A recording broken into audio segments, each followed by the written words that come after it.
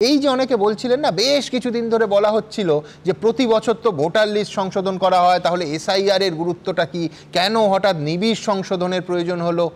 আজ এসআইআর এর এখনো পর্যন্ত পাওয়া সংখ্যাটাই চোখে আঙুল দিয়ে দেখিয়ে দিচ্ছে যে এসআইআর এ রাজ্যে কতটা গুরুত্বপূর্ণ ছিল। আমার পরবর্তী বক্তা রাজাগোপাল দা কি মানবেন? সুমন, এটা তো জলের মতন সত্য যে যেভাবে আমাদের ভোটারের সংখ্যা বেড়েছে সেটা জনসংখ্যা বৃদ্ধির থেকে অনেক বেশি। তুমি যে খবর দিলে যে তাতে প্রায় 15.5 লক্ষ মানুষ মারা গেছে, তারা ভোটার লিস্টে রয়ে গেছে, অর্থাৎ তারা হচ্ছে যে মৃত বা ভূত ভোটার, তারা কিন্তু ভোট দিয়ে যাচ্ছে। এটা সবাই কিন্তু ভোট দেয়।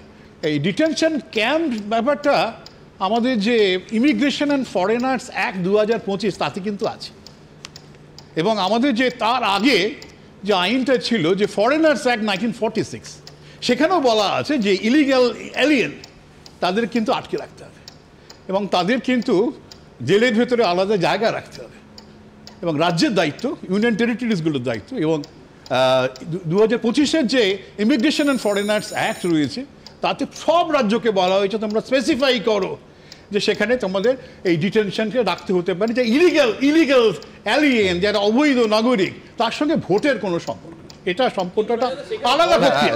আমি বলছি, আমারটা শুনুন, আমি সেটাই বলছি, ভোটের সঙ্গে কোনো সম্পর্ক নেই, এটা হচ্ছে ফরেনার্স অ্যাক্ট অনুযায়ী আলাদা প্রক্রিয়া। কিন্তু ব্যাপারটা হচ্ছে ভোট হচ্ছে একটা গণতান্ত্রিক প্রসেস, সেখানে আপনি বলতে পারেন না যে আমি একে ডিটেনশন ক্যাম্পে পাঠাবো। গণতন্ত্র এই ডিটেনশন বলে কোনো কনসেপ্ট হয় না।